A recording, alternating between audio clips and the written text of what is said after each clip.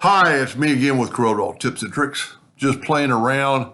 Pretty cool little exercise that you might learn a tool or two to draw something like this and use quite a few tools. A couple of ways you could do it. On this one, I actually used the spiral tool and I just held down the control button to make it a perfect spiral. I'm going to hit P, put it in the center of the page. I'm going to take a 2-point line. I'm going to hold down the control button. I'm going to hit P. And then I'm going to erase all these lines. Now, if you notice, and if you noticed in the first one, that little bitty line doesn't go all the way to the end. So it's a little bit different, which is kind of cool. You could do it all with ellipses. But what you have to do to make this work, you have to go to Object and break the curve apart. Now you have individual lines. We are going to take the Artistic Media tool, set on a round end cap, pre-stroke. Now always you have to either go up or down. So if you go up on one, just go down on the other. And you already have it. Now I am going to left click, right click, and I'm going to go to Object and break the 8 objects apart, and you can see my original line. I need to delete that.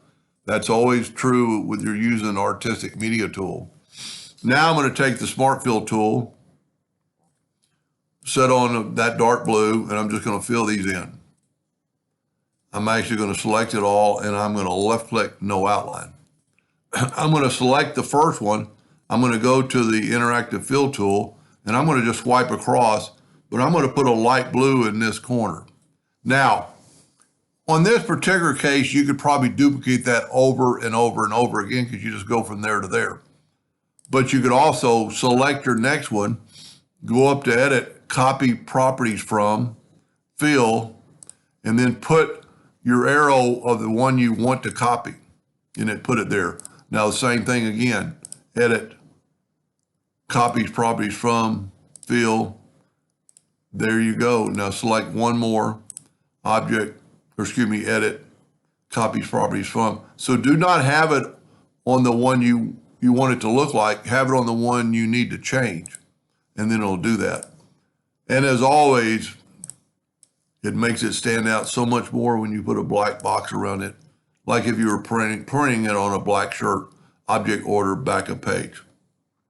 And there's a lot you could continue, but so we learned the spiral tool, the interactive fill, the Artistic Media tool, and edit and copy from properties.